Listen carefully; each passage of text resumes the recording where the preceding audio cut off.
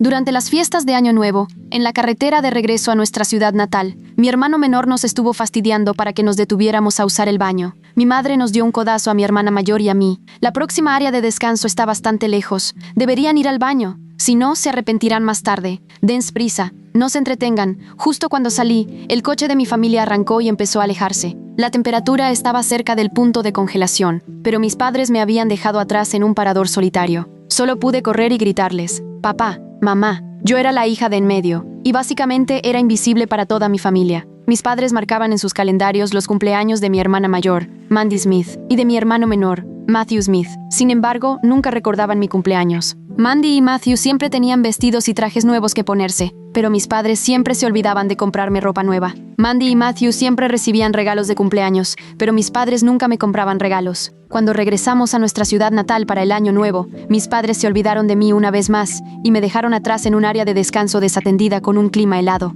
Cuando salí del baño del parador, vi a Mandy y a Matthew subir al coche. Estaba a punto de seguirlos cuando vi que el coche empezaba a alejarse. Inmediatamente corrí detrás del auto y grité: «¡Papá! ¡Mamá!». Todavía no estoy en el coche, pero el auto se incorporó muy rápido a la transitada autopista. Luego desapareció de mi vista. Miré en la dirección por donde se había ido el coche. Mis labios temblaban mientras seguía murmurando: «Papá, mamá, todavía no estoy en el coche». Mi voz era muy débil, como si el viento frío la rompiera en el momento en que llegaba a mis labios. Resonó vagamente en el área de descanso vacía. Al segundo siguiente, lo que quedaba de mi conmoción y miedo fue reemplazado por una sensación fría y paralizante. Lentamente desvié la mirada y observé mi entorno. La enorme área de descanso estaba inquietantemente silenciosa. Bajo la tenue luz de las farolas, todo el cielo era blanco. No vi a una sola alma alrededor. En la autopista cercana, los coches pasaban zumbando. Las luces de los autos se desdibujaban en una larga franja de luz, pero ni un solo coche se detuvo por mí. No me atreví a moverme. Era como si mis pies estuvieran clavados al suelo.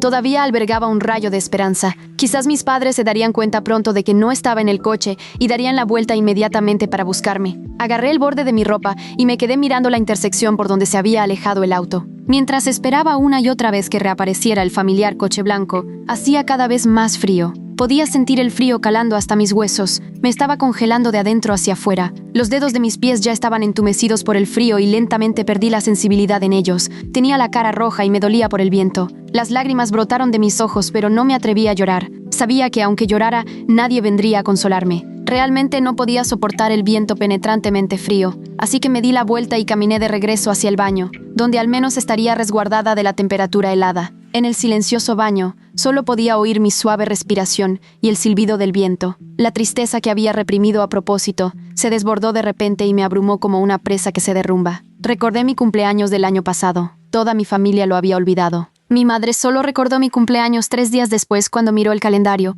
y rápidamente preparó un plato de pasta con un poco de queso por encima. «Esto es para compensar tu cumpleaños. Cómetelo rápido», dijo mientras veía la televisión. Sin embargo, para el cumpleaños de Mandy, todos fuimos a su parque temático favorito. En su pastel de cumpleaños estaba escrito que ella era nuestro orgullo. El cumpleaños de Matthew fue aún más extravagante. Mis padres invitaron a toda la clase del kinder y él recibió un montón de regalos. Desde que era niña, Mandy era elogiada por ser madura y a Matthew lo consentían por ser el payasito. ¿Y yo qué? Mayra es una buena niña, no hace escándalos. Esa era mi etiqueta. Mi presencia era como un tenue diseño en el papel tapiz. Existía, pero a nadie le importaba. No sé cuánto tiempo estuve en el baño. Lentamente sentí que el calor abandonaba mi cuerpo. Justo cuando estaba a punto de perder el conocimiento por el frío, escuché unos pasos suaves que venían de la entrada. Mi corazón dio un vuelco e inmediatamente me animé, mirando intensamente la puerta. ¿Era mi madre? ¿Se había dado cuenta por fin de que yo no estaba en el coche y había vuelto a buscarme? La puerta se abrió con un crujido. Sin embargo,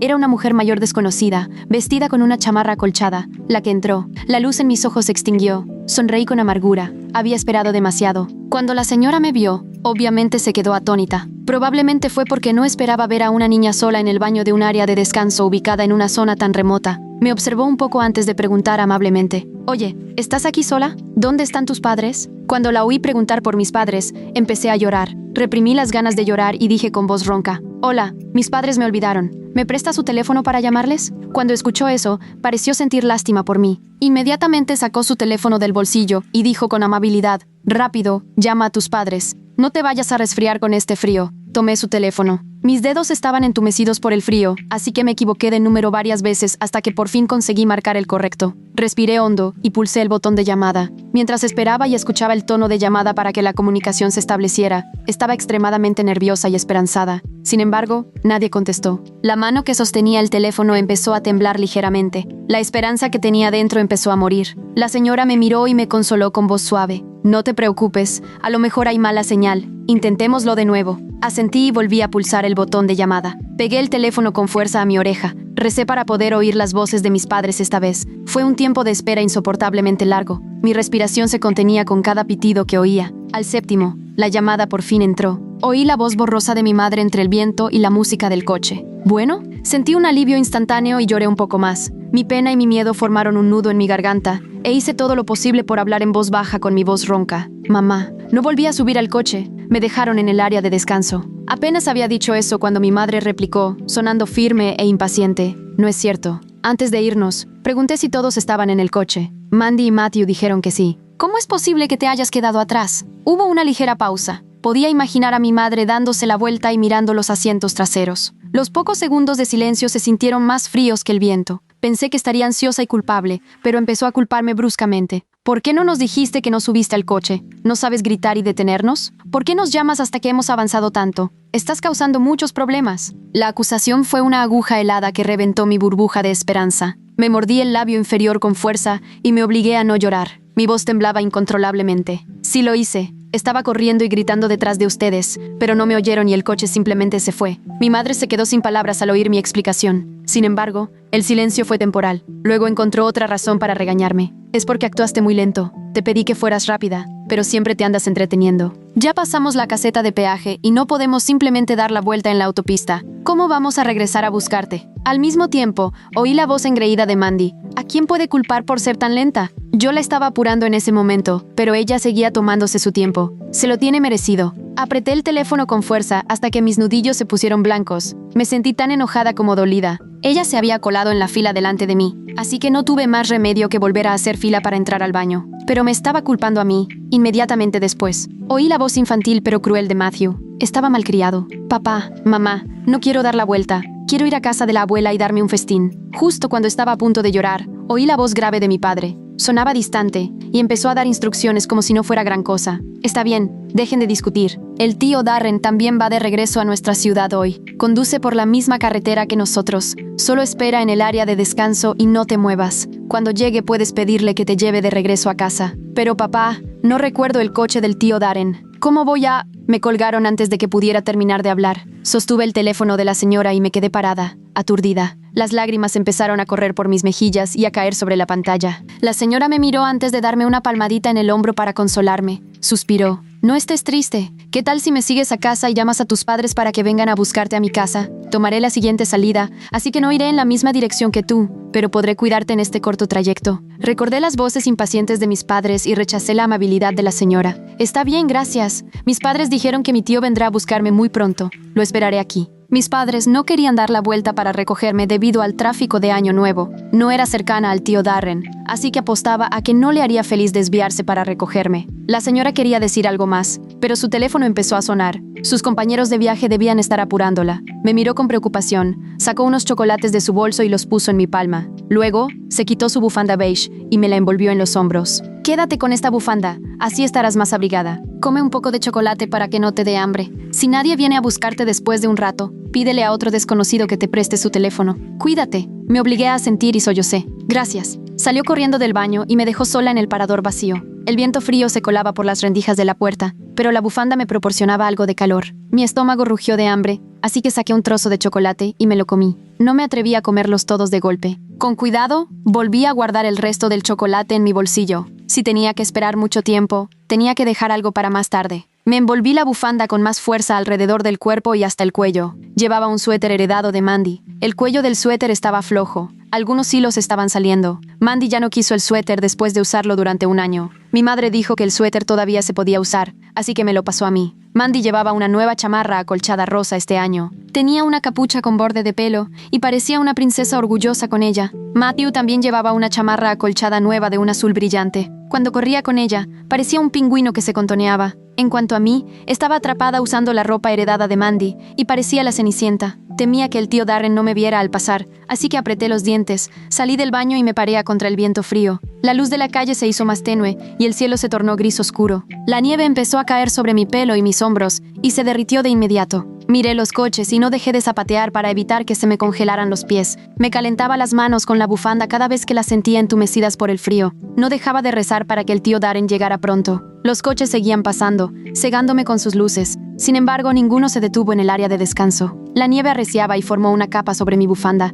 así que me la apreté un poco más. La dulzura del chocolate se había desvanecido y me quedé ansiosa y con frío. No sabía cuánto tiempo más tendría que esperar y no estaba segura de si el tío Darren recordaría realmente venir a buscarme. Sentí como si el viento frío fuera a congelarme hasta la muerte en esta área de descanso vacía. El tiempo parecía extra largo. Me quedé helada con esta creciente hambre. Me paré bajo una farola y constantemente perdía la sensibilidad en mis extremidades. El frío me atravesaba los huesos. Ya ni siquiera temblaba. Era como si mi cuerpo hubiera perdido la capacidad de tiritar. Un dolor extraño e incómodo empezó a extenderse dentro de mí. Sentí como si algo me presionara la cabeza. Se sentía pesada y dolorosa, y ni siquiera podía levantar la vista. Mi corazón empezó a acelerarse. Latía contra mi pecho como un trueno. Empecé a quedarme sin aliento. Me empezó a doler mucho el estómago. Quizá tenía demasiada hambre. Saqué el trozo de chocolate que me quedaba con mi mano temblorosa. No me importó guardarlo para más tarde. Simplemente me lo metí en la boca. La dulzura ayudó un poco con mis palpitaciones, pero sentí que la cabeza se me hacía más pesada. Mi cuerpo estaba helado y sentía aún más frío que cuando esperaba en el viento. Era el tipo de frío que se calaba hasta los huesos. Me aferré a la bufanda aún más fuerte, pero era como si su calor hubiera desaparecido. Ya no podía sentirlo, justo cuando estaba a punto de perder el equilibrio. Un coche negro se dirigió hacia mí y se detuvo lentamente en el área de descanso. Lo miré como si fuera mi última esperanza y me obligué a acercarme. Sin embargo, las ventanillas del coche bajaron para revelar a un hombre que no conocía. ¿Hola? ¿Me presta su teléfono? Yo no me siento bien. Mi voz era tan baja que ya no podía oírme a mí misma. El hombre se quedó atónito. Muy pronto sacó su teléfono y me lo pasó. ¿Estás bien? Te ves muy mal. No tuve tiempo de explicar. Marqué el número de mi padre con los dedos congelados. Esta vez contestó muy rápido. Papá, lloré con voz temblorosa. ¿Cuándo? ¿Cuándo llegará el tío Darren? No me siento bien. Me siento mareada y mi corazón late demasiado rápido. Y estoy enferma. Mi padre sonaba impaciente. ¿Qué pasa ahora? ¿No te pedí que esperaras? Tu tío ya salió, pero hay mucho tráfico. Pronto llegará. ¿Por qué eres tan impaciente? Tú fuiste la que actuó lento y no se subió al coche. Ahora tienes que asumir las consecuencias. No, papá. De verdad me siento mal. Mi explicación no cambió nada. Basta. Deja de causar problemas. Solo espera ahí. ¿Por qué haces tanto escándalo en Año Nuevo? Me colgó de nuevo. El tono de ocupado me taladró el oído. Abrí la boca de nuevo. Quería decir que ya no podía aguantar más. Pero antes de que pudiera decirlo, mi padre había terminado la llamada. Me quedé de pie, aturdida, sosteniendo el teléfono. Casi me olvido de devolvérselo al hombre. Él terminó por tomarlo y empezó a consolarme en voz baja. No te preocupes, tu familia llegará pronto. ¿Qué tal si te subes a mi coche para calentarte? Negué con la cabeza. Tenía miedo de que el tío Darren no me viera, así que me obligué a darle las gracias y volví a donde estaba. Después de un largo rato, ya no tiritaba. Mi ritmo cardíaco también se había ralentizado. Sin embargo, no me sentía mejor. Sentía como si mis extremidades no me pertenecieran. Estaban congeladas y entumecidas. Quería zapatear para sentir un poco más de calor, pero me costaba incluso levantar las piernas. Era como si mis movimientos fueran en cámara lenta. El cielo se había oscurecido por completo. Miré la intersección aturdida con la visión borrosa. Sentí que empezaba a perderme. Así que apreté los dientes y me obligué a caminar de regreso al edificio. Me apoyé en la pared y apenas podía respirar. Era como si alguien me estuviera estrangulando y presionando una enorme piedra contra mi pecho. Jadeé y traté de inhalar más aire, pero mi respiración era corta, así que no obtenía suficiente oxígeno. El mundo empezó a desvanecerse ante mi vista, y la luz de la calle empezó a quemarme los ojos. Mis rodillas se doblaron de repente y caí al suelo. Ya no tenía fuerzas para sostenerme, así que me acurruqué en el suelo frío. La bufanda se deshizo, pero no tuve energía para volver a envolvérmela. Estaba tan cansada que ya no podía abrir los ojos y sentí que mi conciencia se desvanecía lentamente. En mi aturdimiento, creí ver a mis padres corriendo hacia mí con expresiones de ansiedad. Antes de cerrar los ojos por completo, pensé para mis adentros. ¡Ah, por fin han venido a buscarme! El olor estéril de un hospital me despertó. La cabeza me latía con un dolor sordo y sentía los miembros como si fueran de plomo. Lentamente abrí los ojos. Una luz fluorescente, blanca y dura, me cegó por un momento antes de que mi visión se ajustara a las paredes beige y opacas de una habitación de hospital. Ya no estaba en el área de descanso fría y vacía. Una manta caliente me cubría y tenía una vía intravenosa conectada a la mano. El pitido rítmico de un monitor cardíaco llenaba la silenciosa habitación. ¿Dónde estaba? ¿Quién me había traído aquí? Ya despertaste. Una voz suave rompió el silencio. Giré la cabeza y vi a una enfermera ajustando la bolsa de la vía. Me ofreció una sonrisa cálida y tranquilizadora. ¿Cómo te sientes? ¿Sientes algún dolor o molestia? Intenté hablar, pero tenía la garganta muy seca. Agua, carraspeé. Inmediatamente sirvió un vaso de agua tibia y me ayudó a tomar pequeños sorbos. El agua alivió mi garganta reseca y mi mente comenzó a aclararse. ¿Quién me trajo aquí? Logré preguntar, con la voz todavía débil. Un amable caballero te encontró inconsciente en un parador de la autopista y te trajo a nuestra sala de urgencias, explicó la enfermera. Sufrías de hipotermia severa y un ritmo cardíaco peligrosamente bajo. Tienes mucha suerte de que te encontrara a tiempo. El hombre del coche negro, el que me prestó su teléfono, me había salvado la vida mientras mi propia familia me dejaba congelar. Una amarga píldora de realidad se asentó en mi estómago. Mi familia no volvió por mí. El tío Darren nunca apareció. Me habían abandonado, completa y absolutamente. ¿Alguien llamó a mi familia? Pregunté temiendo la respuesta. La expresión de la enfermera se suavizó con lástima. El caballero que te trajo encontró tu teléfono en tu bolsillo e intentó llamar a tus padres varias veces. Nadie respondió. También intentamos contactar a la policía para localizarlos, pero hasta ahora no hemos recibido ninguna respuesta. Una risa hueca escapó de mis labios. Por supuesto que no respondieron. Probablemente estaban ocupados disfrutando del festín de Año Nuevo en casa de mi abuela, completamente ajenos o simplemente indiferentes a mi ausencia. Está bien, susurré, girando la cara para que la enfermera no viera las lágrimas que se acumulaban en mis ojos. Probablemente no les importa de todos modos. La enfermera apretó suavemente mi mano. Descansa ahora, corazón. El doctor vendrá pronto a revisarte. No te preocupes por nada más en este momento. Salió de la habitación, dejándome sola con mis pensamientos. El pitido del monitor parecía más fuerte ahora, enfatizando el silencio que me rodeaba. Tenía 14 años y estaba completamente sola en el mundo. La doctora entró poco después, una mujer de mediana edad con ojos amables. Me examinó, comprobando mis signos vitales y haciéndome preguntas sobre cómo me sentía. Confirmó el diagnóstico de la enfermera, hipotermia severa, complicada por desnutrición y deshidratación. Eres una chica muy fuerte, dijo, con la voz llena de una silenciosa admiración. Tu cuerpo entró en estado de shock para proteger tus órganos vitales. Es un milagro que hayas sobrevivido. Un milagro. No me sentía como un milagro. Me sentía como un pedazo de basura desechado, olvidado y dejado para pudrirse. Durante los siguientes días, recuperé lentamente mis fuerzas. Las enfermeras fueron increíblemente amables, trayéndome porciones extra de comida y pasando tiempo charlando conmigo cuando no estaban ocupadas. Fueron las primeras personas que me habían mostrado un cuidado y una atención genuinos en mucho tiempo. El hombre que me salvó, el señor Harrison, me visitó una vez. Era un hombre tranquilo y modesto con una sonrisa amable.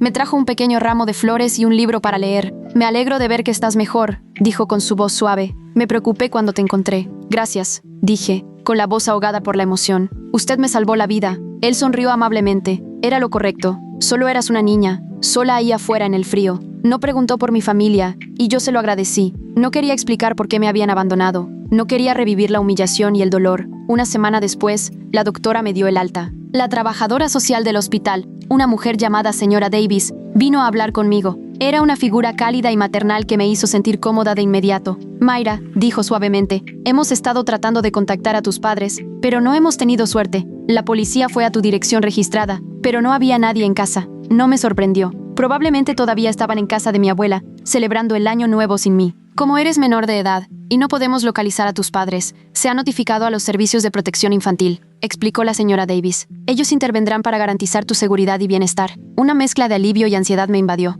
Alivio de no tener que volver a esa casa fría y sin amor. Ansiedad por lo que me deparaba el futuro. ¿A dónde iría? ¿Qué pasaría conmigo? No te preocupes, me tranquilizó la señora Davis, sintiendo mi miedo. Protección Infantil te encontrará un lugar seguro y temporal, probablemente una casa de acogida. También seguirán intentando localizar a tus padres e investigar la situación. Asentí, sintiendo una extraña sensación de desapego. Sentía como si estuviera viendo mi vida desarrollarse desde fuera, una espectadora de mi propia tragedia. Al día siguiente, una trabajadora de protección infantil llegó al hospital. Se llamaba Sara, una mujer joven y enérgica con una sonrisa brillante. Me explicó el proceso y me dijo que había encontrado un hogar de acogida temporal para mí. Es una familia encantadora, los Johnson, dijo Sara alegremente. Tienen otros 2 niños de acogida y tienen mucha experiencia.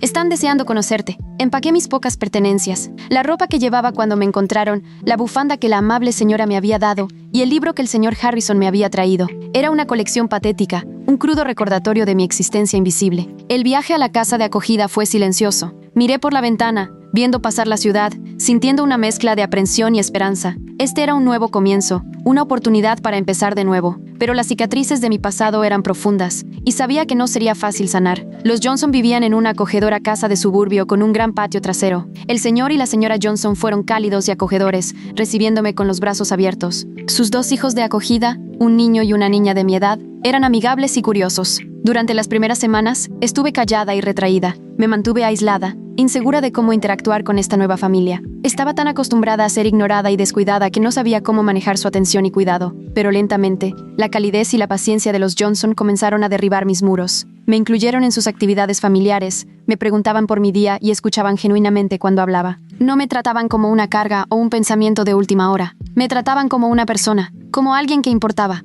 Empecé a abrirme, compartiendo mis pensamientos y sentimientos con ellos. Les conté sobre mi pasión por el dibujo, algo que había mantenido oculto a mi propia familia porque lo consideraban una pérdida de tiempo. La señora Johnson me compró un juego de materiales de arte de alta calidad y me animó a perseguir mi talento. Empecé a dibujar de nuevo, vertiendo mis emociones en el lienzo. Dibujé el área de descanso fría y vacía, los faros cegadores de los coches que pasaban, el miedo y la desesperación que había sentido. Pero también dibujé la calidez de la habitación del hospital, la bondad del señor Harrison y las sonrisas reconfortantes de los Johnson. Mi arte se convirtió en mi voz, una forma de expresar el dolor y la esperanza que residían en mí. Un mes después de estar con los Johnson, Sara, la trabajadora de protección infantil, vino de visita. Parecía seria y mi corazón se hundió. ¿Habían encontrado a mis padres? ¿Tendría que volver? Mira, dijo Sara suavemente, sentándose a mi lado. Finalmente localizamos a tus padres. Me tensé. Mis manos se cerraron en puños. ¿Van a venir a buscarme? Sara negó con la cabeza. No, mira, no lo harán.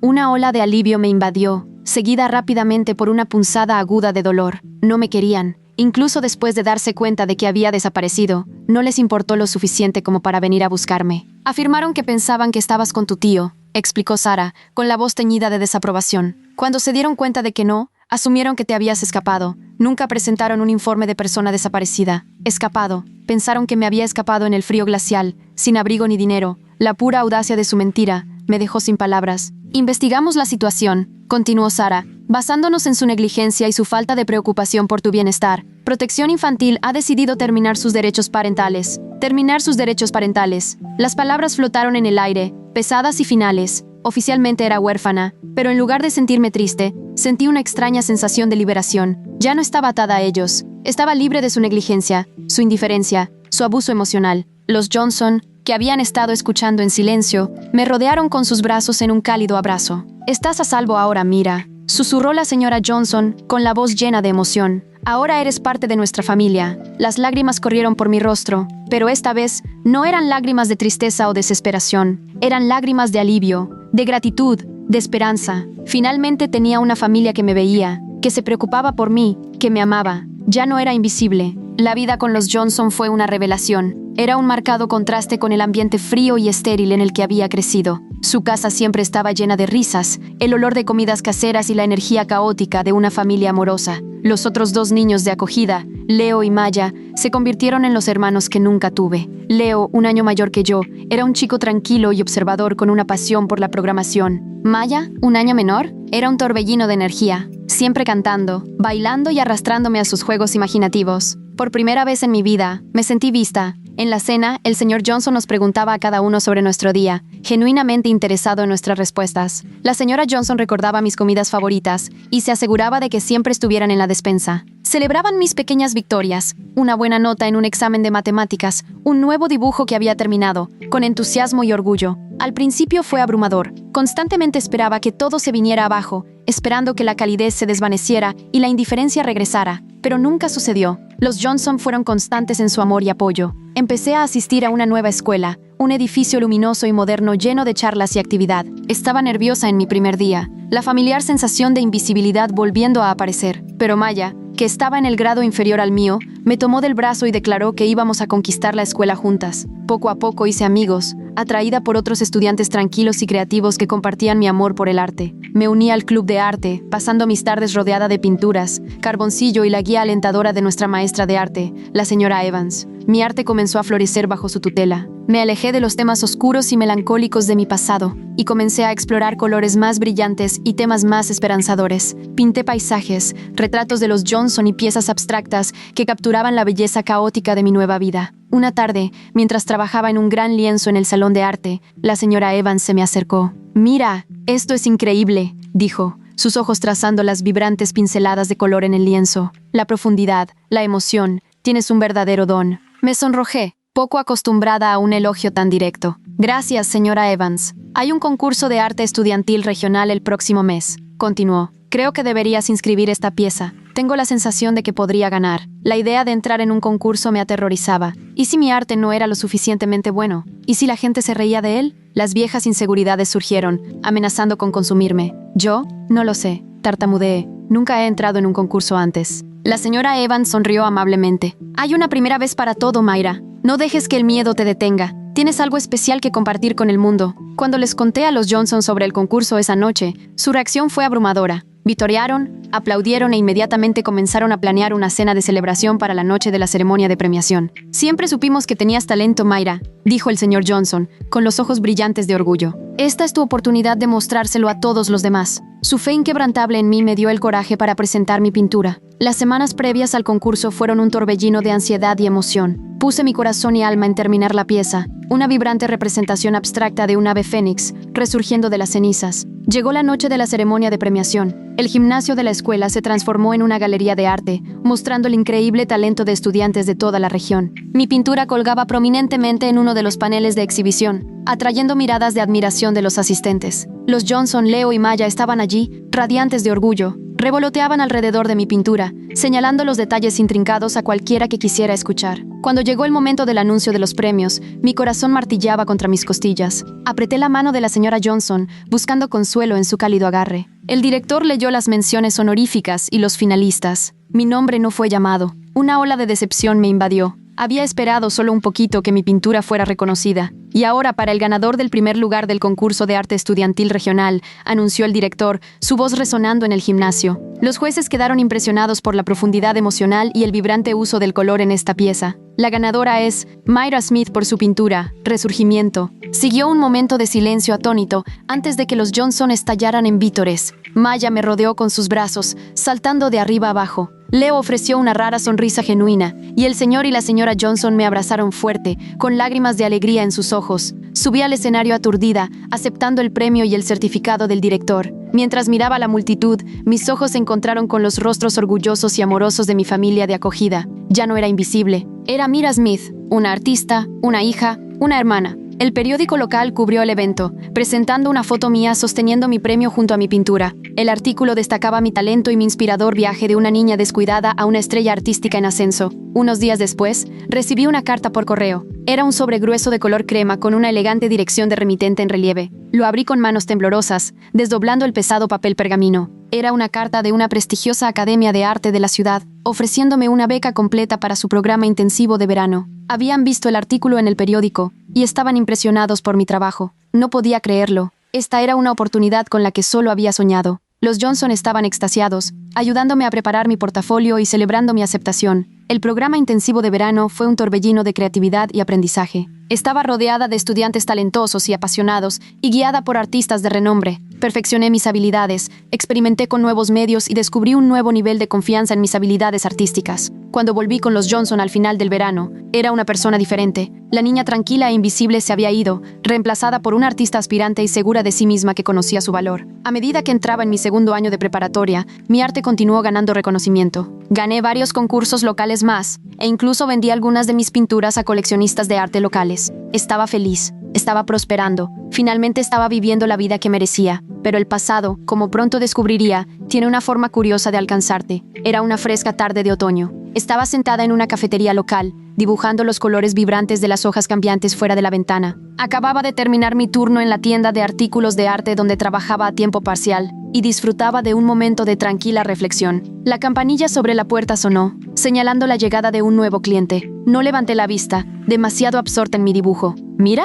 La voz era familiar, pero a mi cerebro le tomó un momento procesarla. Me congelé, con el lápiz suspendido sobre el papel. Lentamente, levanté la cabeza, con el corazón latiendo en mi pecho. Allí, con aspecto mayor, Más cansada y significativamente menos arreglada de lo que recordaba, estaba mi madre. El silencio se extendió entre nosotras pesado y sofocante. La cafetería, que había estado llena del murmullo de conversaciones y el tintineo de tazas, de repente se sintió inquietantemente silenciosa. «Mira», repitió, su voz una mezcla de incredulidad y algo más que no pude identificar. ¿Culpa? ¿Arrepentimiento? La miré fijamente. Los recuerdos del frío parador, el viento helado y la espera agonizante volvieron con una claridad cegadora. El pánico, la desesperación, la certeza absoluta de que estaba completamente sola en el mundo. «¿Qué quieres?», pregunté, mi voz notablemente firme a pesar de la agitación que rugía dentro de mí. Ella dio un paso más cerca, sus ojos escudriñando mi cara, mi ropa, mi cuaderno de bocetos. «Te ves diferente, te ves bien». «Lo estoy», respondí. La única palabra llevaba el peso de mi transformación. Ella dudó, retorciéndose las manos nerviosamente.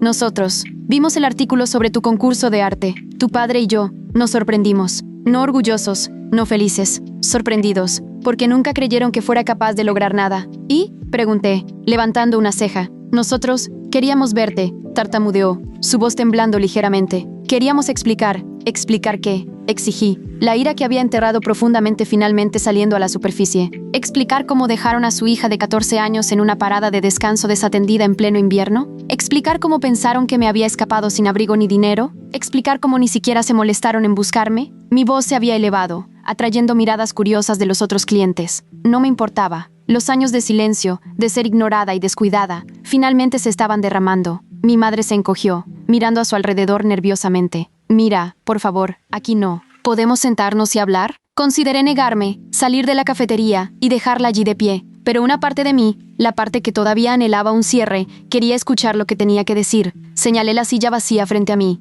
«Siéntate». Se sentó luciendo pequeña y frágil. Pidió un café, con las manos temblorosas mientras sostenía la taza caliente. «Estuvimos mal, Mayra», comenzó, su voz apenas un susurro. «Estuvimos increíblemente mal». «Eso es quedarse corto», murmuré. «Estábamos tan concentrados en Mandy y Matthew», continuó, con la mirada baja. «Mandy siempre fue tan exigente, siempre necesitando atención. Y Matthew era el bebé. Simplemente asumimos que estabas bien. Asumieron que estaba bien porque no me quejaba, porque no exigía atención, porque me hice invisible para sobrevivir. Pensamos que tu tío te había recogido», dijo, repitiendo la mentira que le habían contado a Protección Infantil. «Cuando dijo que no te vio, entramos en pánico. Pensamos que te habías escapado, porque estabas enojada con nosotros por dejarte atrás». «¿Y simplemente se rindieron?», pregunté, mi voz goteando sarcasmo. «No llamaron a la policía, no buscaron en los paradores». Parecía avergonzada, incapaz de mirarme a los ojos. «Teníamos miedo, no queríamos que la policía se involucrara. Pensamos que eventualmente volverías». El absoluto egoísmo de su razonamiento me dejó sin palabras.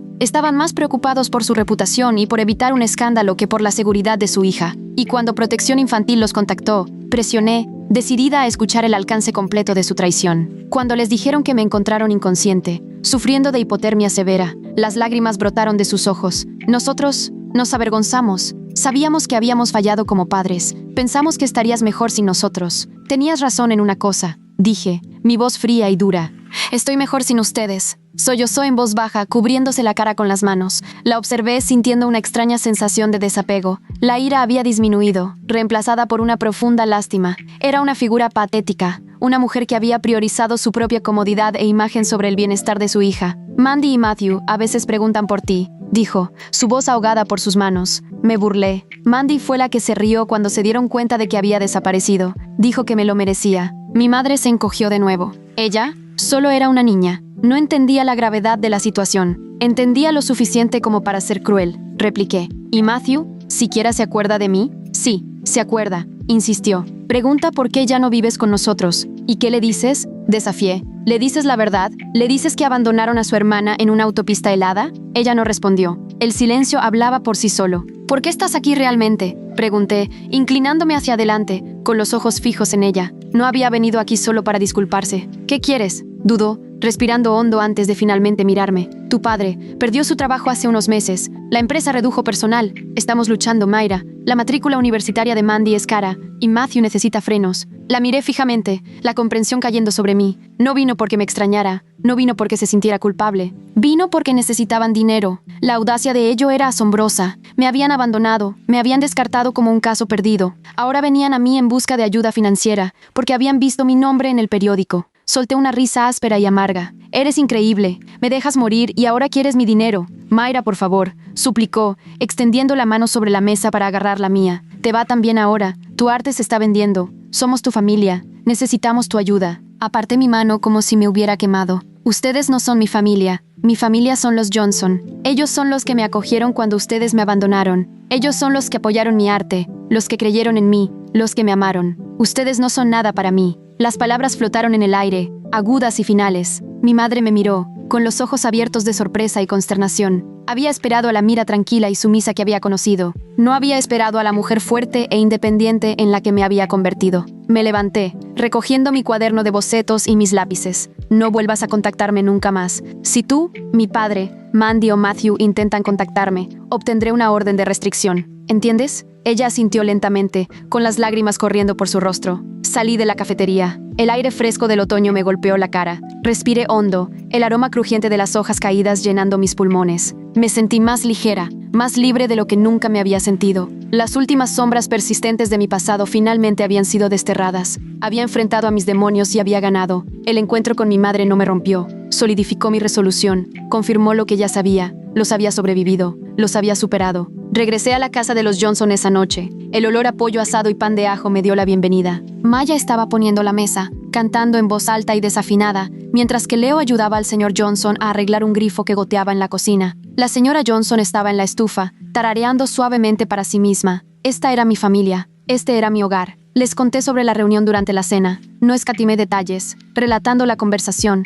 la audacia de su petición y mi rechazo final y decisivo. Escucharon en silencio. Sus expresiones iban desde la conmoción hasta la ira y una profunda tristeza. Cuando terminé, un pesado silencio se apoderó de la mesa. La señora Johnson extendió la mano sobre la mesa y apretó la mía. Estoy increíblemente orgullosa de ti, Mira. Manejaste eso con tanta fuerza y gracia. El señor Johnson asintió enérgicamente. No te merecen, cielo. Nunca lo hicieron. Eres una joven notable, y tenemos mucha suerte de tenerte en nuestras vidas. Leo, usualmente callado y reservado, me miró con una intensidad feroz. Si alguna vez vuelven a molestarte, dímelo. Me aseguraré de que se arrepientan. Maya, siempre la dramática, arrojó dramáticamente los brazos al aire. Están muertos para nosotros. Nosotros somos tu familia ahora, y protegemos a los nuestros. Me reí, un sonido genuino y alegre que resonó en la habitación. Sentí una oleada de amor y gratitud por estas personas increíbles que me habían acogido, que habían visto mi valor cuando mi propia carne y sangre me habían desechado. El resto de mis años de preparatoria pasaron en un torbellino de exploración artística, logros académicos y la reconfortante rutina de la vida familiar. Mi arte continuó evolucionando. Mis piezas se volvieron más complejas, más matizadas,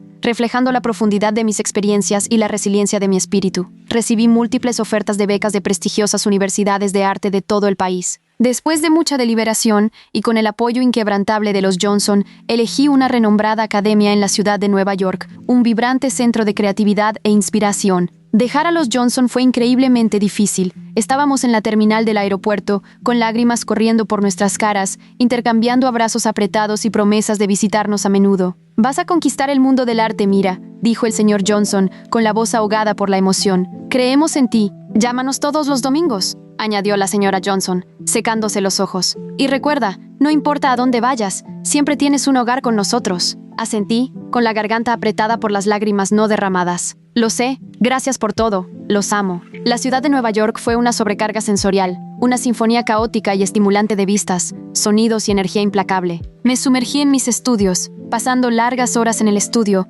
absorbiendo el conocimiento y la guía de mis profesores, y desafiándome constantemente a superar los límites de mi arte. Mi estilo evolucionó hacia una mezcla única de realismo y expresionismo abstracto, capturando las emociones crudas y las historias ocultas bajo la superficie de la vida cotidiana. Mis profesores reconocieron mi talento, animándome a presentar mi trabajo en galerías y exposiciones locales. Durante mi tercer año, llegó mi gran oportunidad. El dueño de una prominente galería en Chelsea vio una de mis piezas en una exposición estudiantil y me ofreció una exposición individual. Era un sueño hecho realidad. Puse mi corazón y alma en crear una colección que explorara los temas del abandono, la resiliencia y el poder curativo del amor y la familia elegida. La noche de inauguración de mi exposición, titulada La chica invisible, fue una experiencia surrealista. La galería estaba repleta de críticos de arte, coleccionistas y compañeros artistas. Mis pinturas, vibrantes y cargadas de emoción, colgaban en las impecables paredes blancas, exigiendo atención, exigiendo ser vistas. Los Johnson habían volado para la ocasión, radiantes de orgullo mientras se mezclaban con la multitud.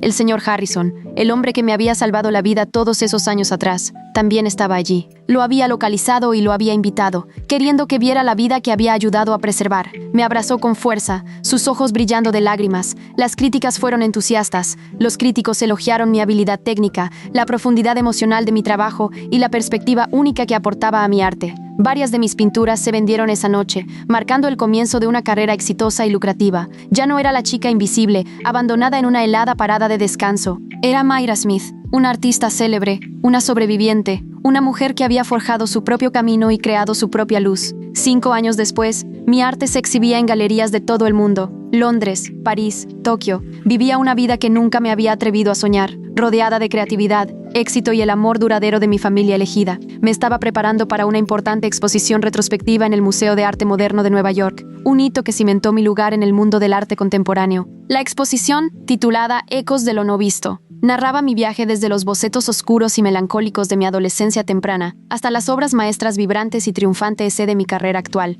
Mientras caminaba por el museo, supervisando la instalación de mis obras de arte, mi teléfono vibró en mi bolsillo. Era un número desconocido. Dudé un momento antes de contestar. Bueno, mira, la voz era más vieja, más áspera, pero aún reconocible. Era mi padre. Me detuve en seco. Mi corazón dio un vuelco. Habían pasado casi 10 años desde la última vez que hablé con él, desde esa fatídica noche en la autopista. ¿Qué quieres?, pregunté, mi voz fría y profesional. Tosió, un sonido húmedo y ronco que hablaba de años de fumar mucho. Mira, vi las noticias sobre tu exposición. El MoMA. Eso es increíble. Ve al grano. Interrumpí. Estoy enfermo, Myra, dijo con voz temblorosa. Cáncer de pulmón. Está avanzado. Los médicos no me dan mucho tiempo. Sentí un destello de sorpresa, seguido de un profundo vacío. No había tristeza, ni pena, solo la hueca comprensión de que el hombre que había contribuido con la mitad de mi ADN estaba muriendo. Ya veo, dije simplemente. Tu madre falleció hace 2 años, continuó con la voz quebrada. Un ataque al corazón. Mandy está casada, vive en California. Matthew está batallando. Dejó la universidad, se metió con la gente equivocada. El panorama que pintó era sombrío. Una familia que una vez se enorgullecía de su imagen, perfecta ahora estaba destrozada, dispersa y rota. ¿Por qué me cuentas esto?, pregunté, mi voz desprovista de emoción. Quiero verte, suplicó. Antes de morir quiero disculparme. Quiero arreglar las cosas. Como si una disculpa en el lecho de muerte pudiera borrar los años de abandono, el trauma del abandono, la agonizante comprensión de que era completamente no deseada por las personas que me trajeron al mundo. No hay nada que arreglar, dije en voz baja. Tomaste tus decisiones, y yo tomé las mías, las sobreviví. Construí una vida sin ti. Tu disculpa no significa nada para mí. Mira, por favor, sollozó. Soy tu padre. No puedes simplemente darme la espalda. Tú me diste la espalda primero, le recordé, mi voz firme e inquebrantable. Me dejaste en un parador en el frío helado. No contestaste el teléfono cuando me estaba muriendo. No me buscaste. No te importó. Ya no soy tu hija. Soy Myra Johnson. Había cambiado legalmente mi apellido hace unos años, abrazando por completo a la familia que me había elegido. Lo siento, susurró, su voz débil y derrotada. Adiós, dije y colgué el teléfono. Me quedé allí un largo momento, mirando el teléfono en mi mano. El último lazo persistente con mi pasado finalmente se había cortado. No había resentimiento ni ira, solo una tranquila aceptación de la realidad de mi vida. Volví a la sala principal de exposiciones, donde se estaba colgando mi pintura más grande y ambiciosa. Era un lienzo masivo, una vibrante explosión de color y movimiento, que representaba una figura emergiendo de un mar oscuro y turbulento, alcanzando una luz brillante y cegadora. Era un autorretrato, un testimonio de mi resiliencia, mi fuerza y el poder transformador del arte y el amor. La noche de inauguración de la exposición del MoMA fue un triunfo. Las galerías estaban repletas, las críticas eran extasiadas y la atmósfera era eléctrica de emoción y admiración. Los Johnson estaban allí, por supuesto, radiantes de orgullo y derramando lágrimas de alegría. Leo, ahora un exitoso ingeniero de software, y Maya, una estrella en ascenso en el mundo del teatro, celebraban a mi lado, celebrando mi éxito como si fuera el suyo. El señor Harrison, frágil pero aún sonriendo brillantemente, tomó mi mano y me dijo lo orgulloso que estaba de la mujer en la que me había convertido. Mientras estaba en el centro de la sala de exposiciones, rodeada de mi arte, mi familia y las personas que realmente me amaban y apoyaban, sentí una profunda sensación de paz. Una vez fui invisible, una hija de medio olvidada, dejada para congelarse en la oscuridad, pero había sobrevivido al frío. Había encontrado mi luz y había pintado mi propia obra maestra.